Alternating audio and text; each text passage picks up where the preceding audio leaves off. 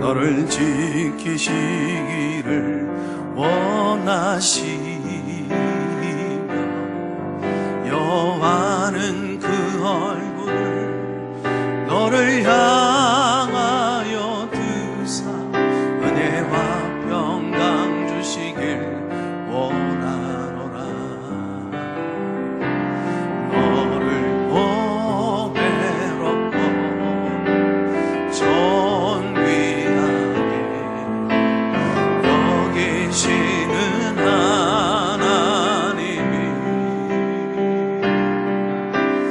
내 삶 속에서 이 약속을 신실하게 이루시리. 땅에 기름진 것으로 하늘에 신령한 것으로 너를 복 주시고 지키실 하나님이 너의 영혼 잘 되도록 은혜 베푸시며 평강으로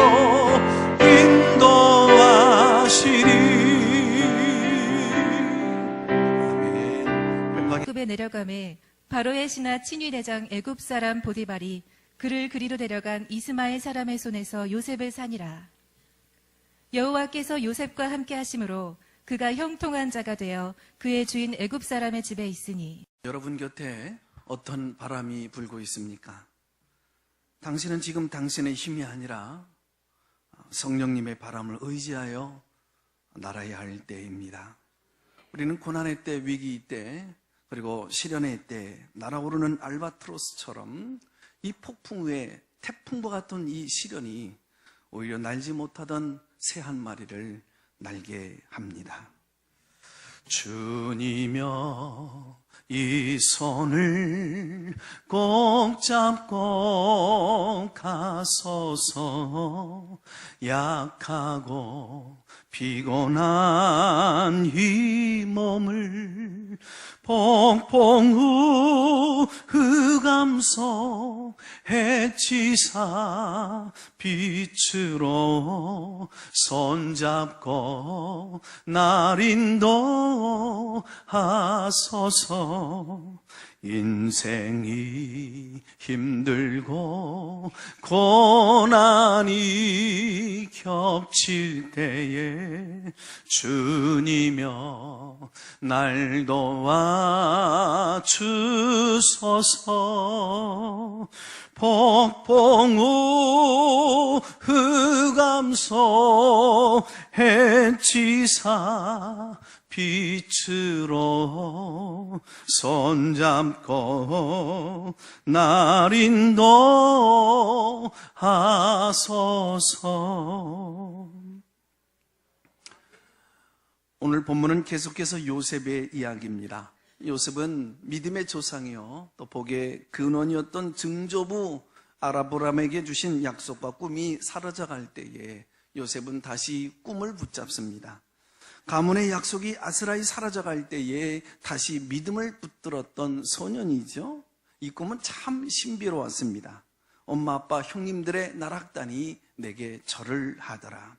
이것이 무엇을 의미하는지는 몰랐지만 그러나 그 꿈은 요셉 자신의 가슴을 참 설레이게 만들었던 것입니다. 그러나 그 꿈을 오랫동안 품고 있을 수만은 없었습니다. 그 꿈을 간직하고만 있을 수는 없었습니다. 그래서 그 꿈을 얘기했죠. 선포했습니다. 그 형님들과 그리고 가족들에게 나누었던 것입니다. 그런데 이 꿈 얘기를 들었던 형님들 마음이 불편합니다. 감정이 상합니다. 그리고 형님들에게 미움을 사게 됩니다. 이 꿈이 곧장 이루어졌더라면 참 꿈을 주신 하나님께 크게 영광 돌려지게 되어졌을 터인데 꿈을 꾸었던 증조부 아브라함에게도 기쁨이 되었을 것 같고 요셉 자신에게도 아마도 영광이 더해지지 않았을런지요. 그러나 이 꿈은 산산조각이 나기 시작합니다. 깨어가기 시작합니다. 꿈 때문에 오히려 위기를 경험하게 됩니다. 나도 기도하고 응답을 받았잖아요. 말씀을 읽다 말고 말씀을 듣다 말고 우리가 약속을 받았습니다. 그러면 그 약속이 멋지게 아름답게 이루어져야 되는데 이루어지기는커녕 도전에 부딪힙니다. 오히려 더 큰 어려움을 겪게 되어집니다. 온갖 시련에 봉착하게 되어지는 것을 보게 되어져요. 이때 우리는 놀라고 당황합니다. 어떻게 해야 될런지, 하나님의 말씀은 뭐라고 우리에게 말씀하는지 이때 더더욱 귀를 기울여야 합니다. 아버지 말씀에 순종하여 400리길 멀고 먼 길 형님들을 찾아 떠났습니다. 저만큼 보니 형님들이 요셉이 오는 거 아닙니까? 요셉이 채색 옷을 입은 것을 보니까 한눈에 요셉이라는 것을 형들은 금방 알아챕니다. 형님들은 몰려들기 시작합니다. 보라, 저기 꿈꾸는 자가 오는도다. 우리가 요셉을 잡아 죽이자. 요셉을 죽여도 그 꿈이 이루어지는지 우리가 두고 볼 일이다. 요셉이 도착하자마자 요셉이 입고 있었던 그 채색 옷을 벗겨버립니다. 갈기갈기 찢어버립니다. 짐승의 피를 묻힙니다. 바로 요셉의 꿈이 벗겨지는 거죠. 요셉의 꿈이 갈기갈기 찢겨져서 내동댕 쳐지는 상황입니다. 요셉의 꿈에 피를 묻혀졌습니다. 채색 옷은 아버지의 사랑과 보호를 의미합니다. 아버지의 사랑이 없어도, 아버지의 돌봄이나 보호비 없어도 네가 사랑받는 아들이라는 그 꿈을 너가 정녕 이루어져 갈 수 있는지, 그 꿈을 이루어내는가를 내가 보겠다 하는 겁니다. 그리고 물 없는 웅덩이에 집어던져 버립니다.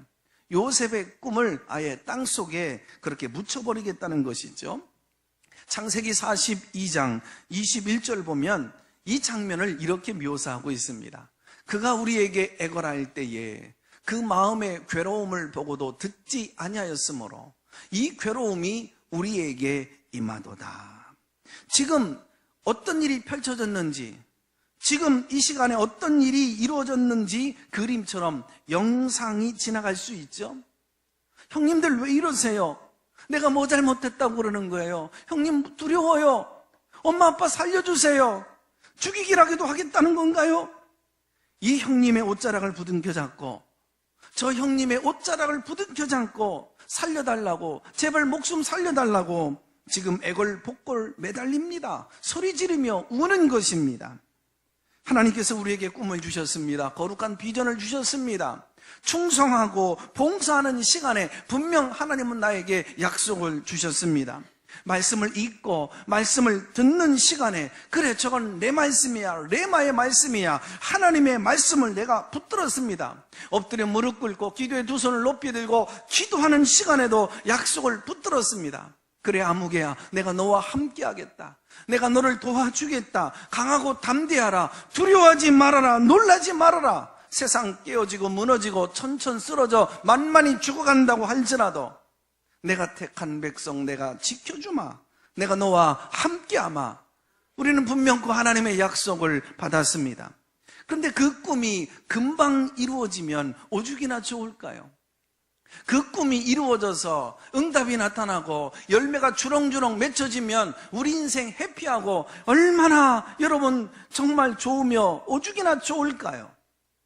그런데 갑자기 꿈과는 상관없이 사랑하는 내 가족이, 곁에 있던 사람이 병으로 픽픽 쓰러집니다. 아파서 신음하고 있습니다. 온 가족이 지금 난리가 났습니다. 원치 않는 사고로 인하여서 큰 어려움에 부딪힙니다. 믿었던 사람에게 배신을 당합니다. 인간과의 갈등이 일어나는데 밥을 못 먹고 잠을 이루지를 못합니다. 기대하여 세웠던 그 사업이 어느 날 한순간에 무너져 내리기 시작합니다. 정말 하나님이 살아계신 걸까? 내가 받은 약속과 그 비전이 하나님이 주신 것이 확실한가?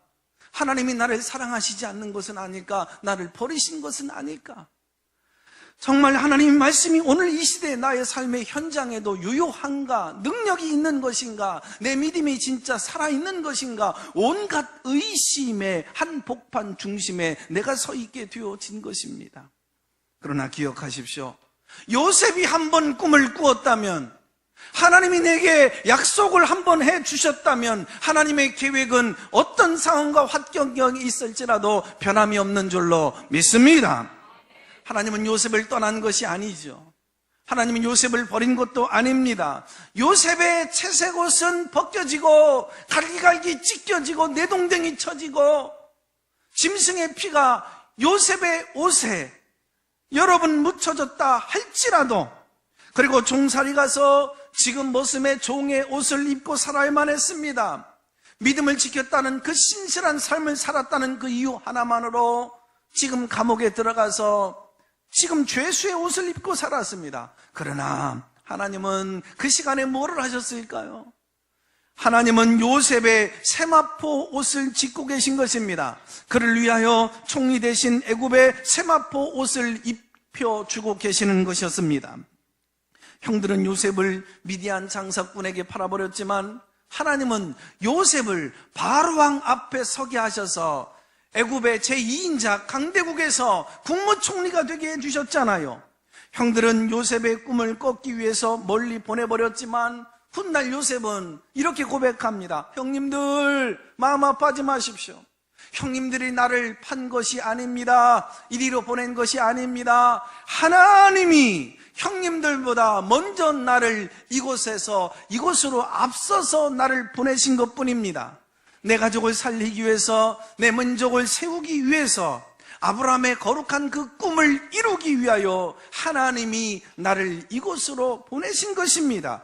할렐루야. 여러분, 지금 여러분이 겪고 있는 그 실패가 이해가 되지 않을 수 있습니다. 설명이 되지 않고 납득이 되지 않을 수 있습니다. 울고만 계시지 마십시오.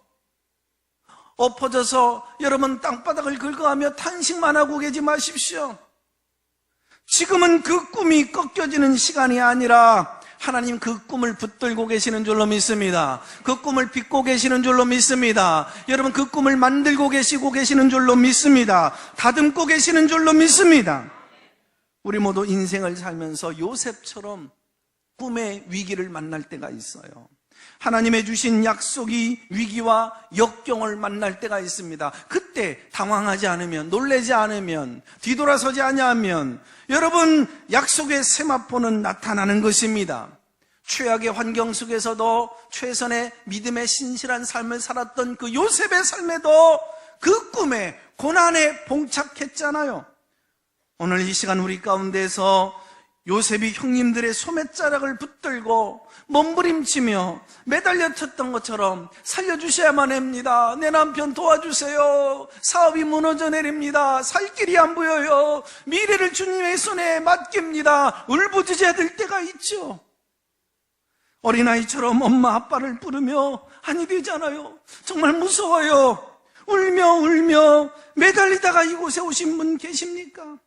웅덩이에 집어던져진 요셉처럼 앞이 보이지 아니하는 한 걸음도 꼼짝달싹할 수 없는 그 기가 막힌 웅덩이에 빠져서 누구에게 도움을 손을 내밀 수 없는 정말 막막한 그 상황에서 내 가슴 쥐어재며 그 십자가 그늘 밑에 허우적거리며 달려나오신 분 계십니까?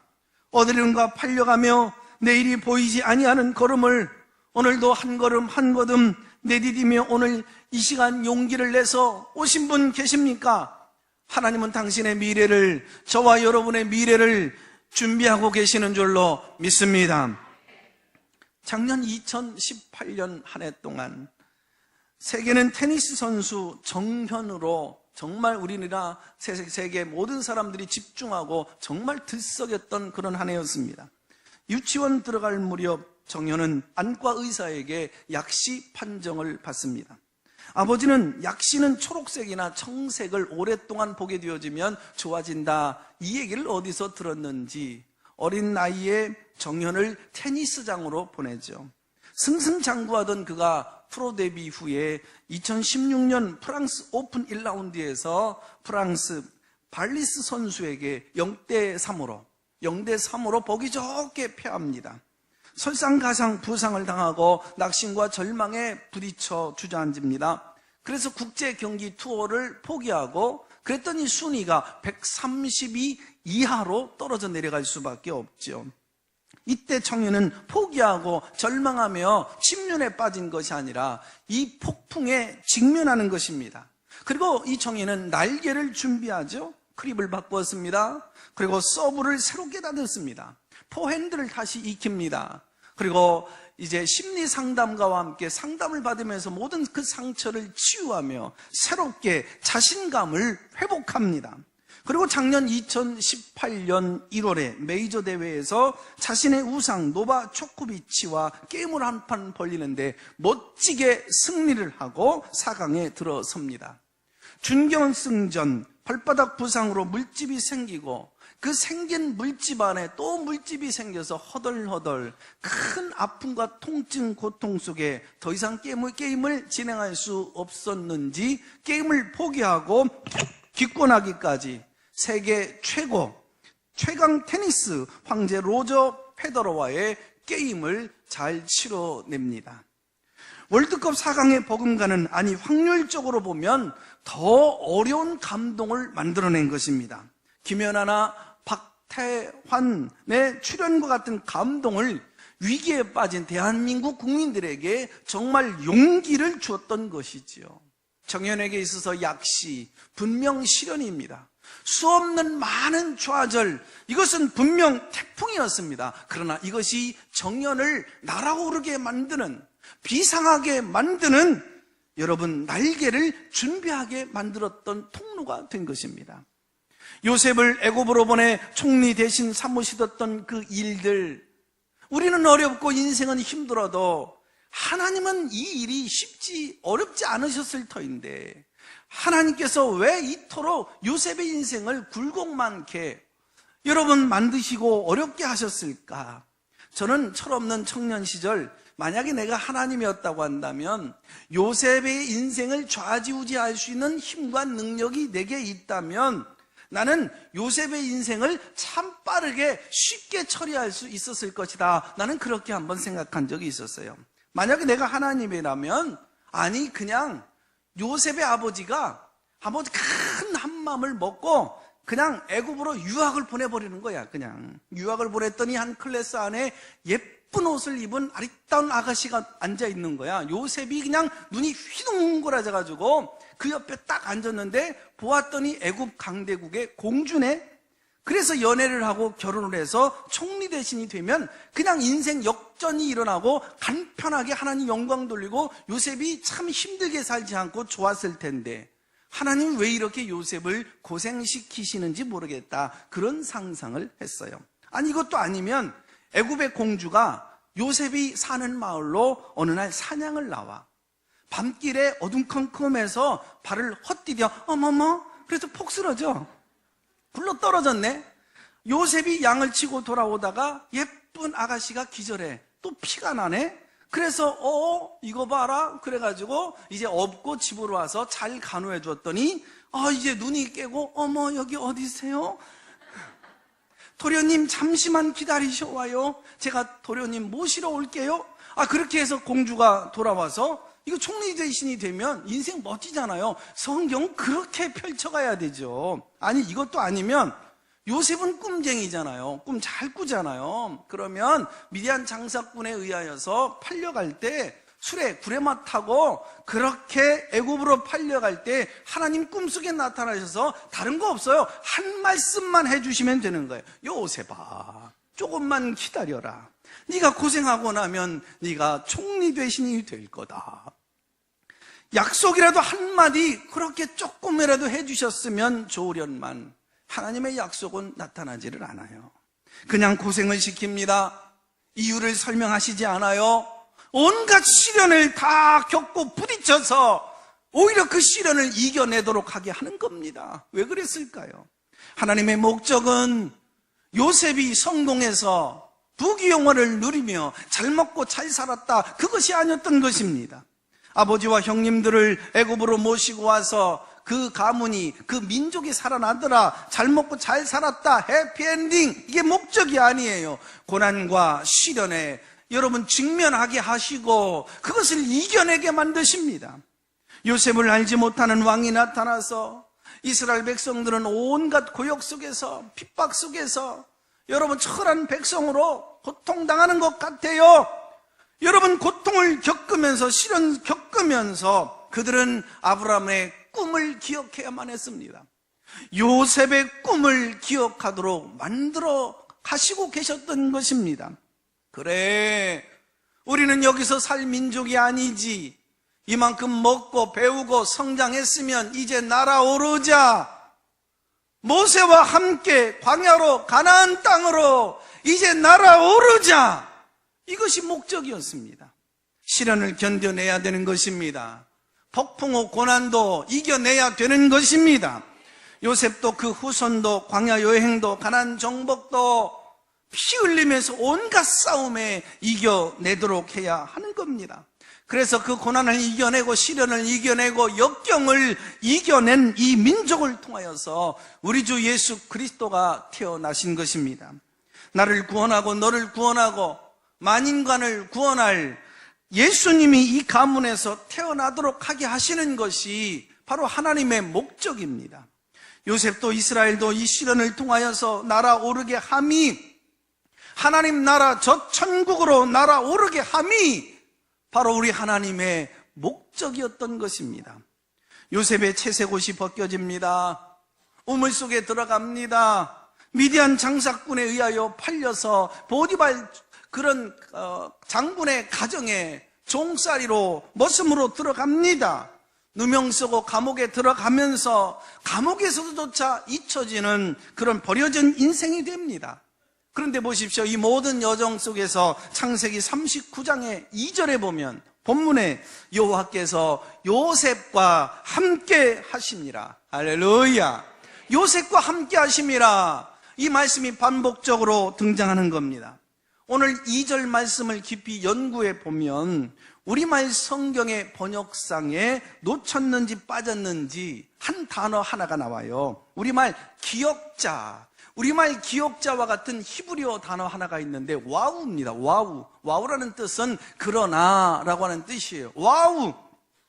그러나 이게 붙어 있는데 무슨 얘기일까요? 그 형들은 그 요셉의 채색옷을 찢어버리고 찢겨졌지만 요셉의 채색옷에 피는 묻혀졌지만 그러나 와우. 하나님은 요셉과 함께 하셨더라.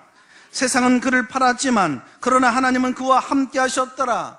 주인은 그를 감옥에 집어넣어줬지만 하나님은 감옥 속에서도 요셉과 함께하여 주셨더라. 술 맡은 관원장은 요셉을 잊어줬지만 하나님은 요셉을 결코 잊지 아니하고 함께 하셨더라. 할렐루야. 세상으로부터 버림을 받아도, 세상은 여러분을 모른 채 해도, 친구는 여러분을 우습게 여기고 때로는 아픔을 주고 도와주지 못해도, 부모는 여러분을 도울 수가 없어도, 그러나 하나님은 여러분과 함께하여 주실 줄로 믿습니다. 웅덩이 속에도 감옥 속에도 어떤 인생의 그런 폭풍우 속에서도 하나님은 함께하신 거예요. 아무도 여러분을 기억하지 않을 때에 하나님은 여러분을 기억해 주시고 함께해 주실 줄로 믿습니다. 요셉이 아버지 품에서 채색옷을 입고 사랑받을 때, 따뜻할 때, 행복할 때, 풍요로울 때, 힘이 있을 때는 나타나지 않았던 그 한 단어가 창세기 39장에 지금 굉장히 어려운 시련 폭풍 가운데 있는 그 요셉에게 여러분 형용사처럼 반복처럼 이렇게 되어지면서 등장하고 있는 단어가 뭐냐면 함께라는 단어예요. 이 말은 어마어마한 신학적인 의미가 있는 거예요. 신약 성경에 함께라고 하는 단어는 144회 걸쳐서 반복되어지고 있어요. 함께가 무엇일까요? 하나님이 인간의 몸을 입고 이 땅에 내려오신 이름이 함께인 줄로 믿습니다. 인간의 몸을 입고 이 땅에 오셔서 그리고 인간과 함께 살아가시다가 만인간을 구원하여 하나님께로 인도하는 그 이름이 임마누엘, 하나님이 우리와 함께 하시다. 할렐루야. 하나님 여러분과 함께 하시는 줄로 믿습니다. 성령님이 여러분과 매일매일 분초 동행하시고 거하시고 계시는 줄로 믿습니다. 예수님이 여러분의 삶을 안위하시고 함께 동행하고 계시는 줄로 믿습니다. 전능하신 하나님이, 우리는 못하고 연약하지만 연약한 인간을 돕기 위하여 함께 하시느니라. 임마누엘. 할렐루야. 형통할 때 전혀 나타나지 않았던 이 단어가 요셉의 시련과 함께, 고난과 함께, 역경과 함께, 폭풍우와 함께, 억울함과 함께 등장하게 되는 거예요. 창세기 39장 3절로 넘어가면 그의 주인이 여호와께서 그와 함께 하심을 보며 또 여호와께서 그의 범사에 형통케 하심을 보았더라. 하나님이 요셉과 함께 하심을 이방인 보디발이 보았다 기록합니다. 요셉에게 일을 맡겨서 던져주면 요셉은 다른 사람들이 엄두 낼 수 없는 기적 같은 일들을 일궈내는 것입니다. 요셉이 손을 한번 댔다 하면 뭐가 돼도 되는 거예요. 요셉이 손을 댄 그 이후부터 하나님이 함께하는 걸 본 거예요. 저 소년 뒤에는 누군가 있다. 전지전능한 분이다. 요셉이 믿는 하나님이시다. 요셉의 등 뒤에는 배후에는 하나님이 함께하심을 지금 이방 사람 보디발이 보았다 성경은 기록하고 있는 거예요. 하나님이 함께하면 우리가 만나고 있는 온갖 태풍들이 성령의 바람으로 바뀌어지게 되어질 줄로 믿습니다. 사업에 실패한 남편이 어깨를 쭉 늘어뜨리고 집으로 돌아옵니다. 혹시 혼자 잘난 척 하더니 꼴 좋다야 하는 가정이 있을 수 있고, 이때야말로 남편을 알아주고 위로해주면서 격려해야 될 기회가 왔구나.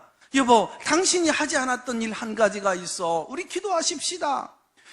가정이 영적으로 되살아나는 가정이 있을 수 있는 것입니다.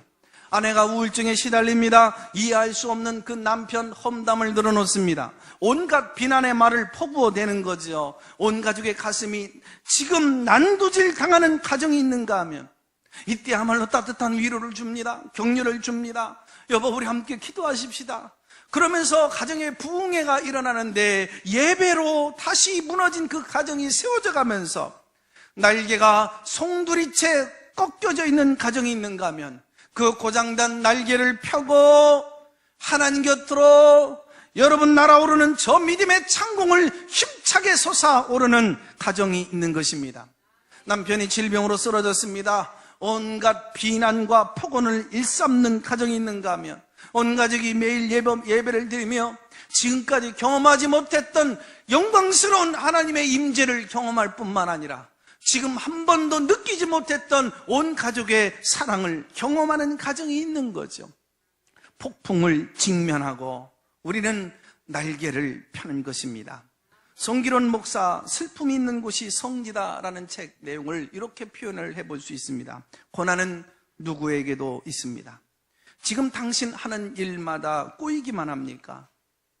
헌신해 보아도 헌신짝이 되고 있습니까? 슬픈 노래 가사는 다 내 얘기만 같습니까? 대문으로 가난이 찾아오고 사랑하는 창문으로 도망갔습니까? 일찍 일어나는 새 피곤하지만 피곤하기만 했습니까? 티끌 모아봐야 티끌이던가요? 당신 지금 모진 겨울바람 속에 생애 천직을 만난 것입니다. 태풍이 당신의 인생을 쓸어가려고 합니다. 이제 날개를 펴 날아보십시오. 고난이 폭풍우가 한 마리의 새를 날개할 것입니다. 보리는 겨울이 지나지 아니하면 잎만 무성할 뿐 알곡이 들어차지 않습니다. 열대어 어항 속에 자기들끼리 두면 비실비실 죽어가지만 만약 천적과 같이 두면 활기차게 살아갑니다. 태풍이 지나가야 바다엔 영양분이 풍부해집니다. 그렇습니다. 그 고난은, 역경은, 시련을 물리쳐달라라고만 할 것이 아니라 그 고난과 역경, 그 폭풍우가 한 마리의 새를 난 것처럼 나도 창공을 향하여 내 믿음이, 내 신앙이, 내 영성이 하나님으로 더 큰 비전으로 날아오를 수 있는 계기가 되어지도록 그런 결단을 가지고 기도하며 나가야 될 줄로 믿습니다. 따르릉 전화 한 통이 걸려옵니다. 아빠, 나 망막발이래. 곧 실명되어져서 이제는 맹인이 될 거래. 갑작스럽게 걸려온 국제 전화 한 통을 받고 벼랑 끝에 선 날개를 펴고 선 한 마리 알바트로스처럼 정말 벼랑 끝에 선 한 사람이 있습니다.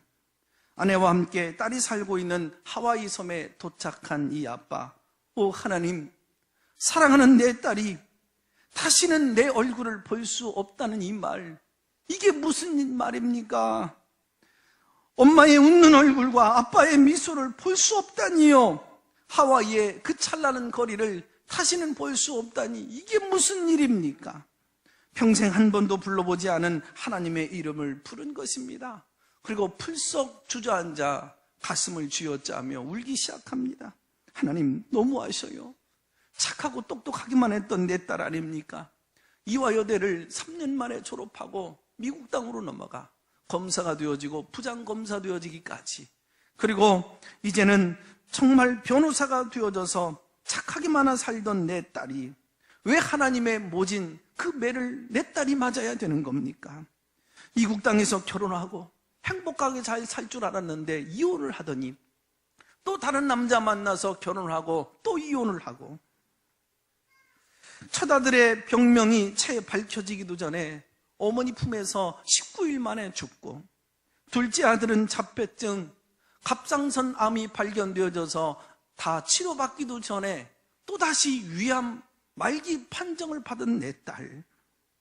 그런 가운데서도 하나님 당신을 원망하지 아니하고 복음 전도자로, 청소년 사역자로, 치유 사역자로 죽기 살기로 헌신하면서 살아왔던 내 딸 아닙니까? 매일같이 울고 또 울어 눈물이 마르지 않은 이 아이에게 도대체 무슨 눈물이 남아있기에 시력까지 거두어 가시려고 하는 겁니까? 미국으로 달려온 아빠에게 딸은 환한 모습으로 아빠 손을 부둥켜 잡고 우리 교회 같이 가요. 아빠 손을 끌고 주일날 교회 갑니다. 작고 초라한 하와이 섬의 그 원주민 교회를 찾아간 거죠. 딸은 아빠가 교회에 나와서 제발 내 딸 살려달라고, 시력 잃지 않게 해달라고 하나님의 이름을 부르는데 그 예배 드리는 그 모습을 보며 이 딸은 눈물을 흘리며 신기했나 보죠. 아빠 너무 고마워요. 너무 멋져요. 딸은 집으로 돌아와 작은 방에서 하루 종일 찬송을 합니다. 기도를 하고 성경을 읽다가 또 기도를 하면서 시간을 보내는데 문틈 사이로 그 모습을 바라봤던 아빠 한없는 흘린 눈물을 닦으며 바보, 이 바보, 이 바보, 하나님이 누구이시길래 그 하나님이 그렇게도 좋으냐, 이 바보야. 딸이 겪는 모진 폭풍우, 이혼, 자식의 죽음, 장애를 겪고 있는 자식, 암, 그리고 위암의 태풍, 실명이라고 하는 이 토네이도를 맞는 딸의 모습 앞에서 아빠는 벼랑에서 알바트로스처럼 뛰어내립니다. 하나님 앞에 날개를 맡겨버립니다. 하나님, 내 딸 미나가 볼 수만 있게 해주십시오. 그렇게만 해주신다면 내 인생 하나님 앞에 올려드리겠습니다. 내가 가진 재주는 글 쓰는 일이요, 말하고 강의하는 일일 텐데 이것도조차 하나님이 주신 재능입니다. 이거 당신을 위해서 쓰고 당신을 위해서 이제 살아보겠습니다. 이 딸은 나중에 목사가 되어 살다가 죽음을 맞이한 이민아 목사, 아빠는 한국 최고의 지성 초대 문화부 장관이었던 이어령 교수의 얘기입니다.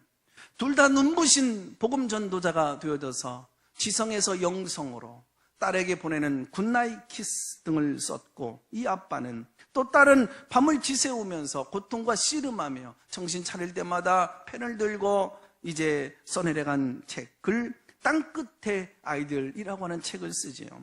과연 태풍에 몸을 맡기고 복음, 말씀, 성령의 힘으로 지구를 날아오른 이 아버지와 딸의 이야기입니다. 과연 지성의 날개가 너무 크기에, 유교적 그 전통의 날개가 너무나도 크기에, 화려한 인생의 날개가 너무 커서 그동안 날지 못했던 그를, 그 고난은, 그 시련은, 그 폭풍은 한 마리 새처럼 하나님 곁으로 허이허이 날아 비상하게 만들어 주었던 것입니다. 사랑하는 여러분, 제가 모르는 아픔과 그 고통, 시련이 무엇입니까? 어떤 아픔으로 매일같이 눈물로 지새우며 여러분 그렇게 살아가고 계십니까? 그것 피하지 마시고 직면하십시오. 성령의 바람으로 바뀌어지게 되어질 줄로 믿습니다. 여러분을 하나님 곁으로 날아오기를 그토록 오랜 시간 하나님은 기다리신 것입니다. 기도의 날개가 살아 날아오기를 기다리셨습니다. 여러분 예배의 날개가 날아오기를 하나님은 기다리셨던 것입니다. 전적으로 하나님만 신뢰하는 믿음의 날개가 살아나서 창공을 솟아오르기를 하나님은 기다리셨던 것입니다. 꺼져가는 비전, 약속, 믿음의 불이 세월만 지나고 허송세월하다가 꺼진 불처럼 그렇게 주저앉아 내동댕 쳐지는 것이 아니라 이것들이 타오르기를 하나님은 기다리고 기다리셨던 것입니다. 그 폭풍이, 태풍이 여러분의 인생을 주님 곁으로 날아오르게 할 줄로 믿습니다. 거친 파도 날 향해 와도 주와 함께 날아오르리.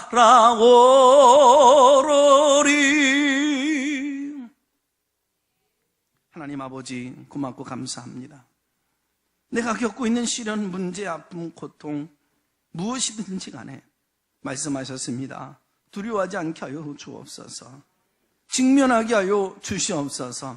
하나님 반드시 성령의 바람으로 바뀌어지게 해주실 줄로 믿습니다. 요셉의 고난과 시련 더 멋지게 비상하며 날아오르게 하는 것이 하나님의 목적이었는데, 하나님 어떤 바람이 불든지 아니든지 간에 나의 힘이 아니라 성령의 바람을 의지하여 날아오게 하여 주시옵소서. 폭풍이 내 인생을 주님 곁으로 날아오르게 하여 주시옵소서. 예수님 이름으로 기도합니다. 아멘.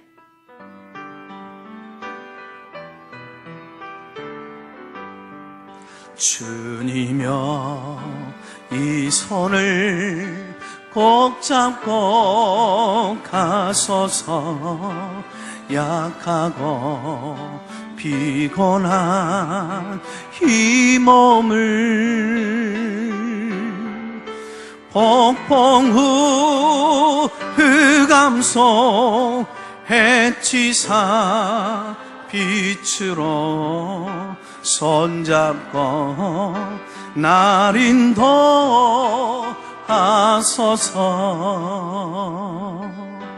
인생이 힘들고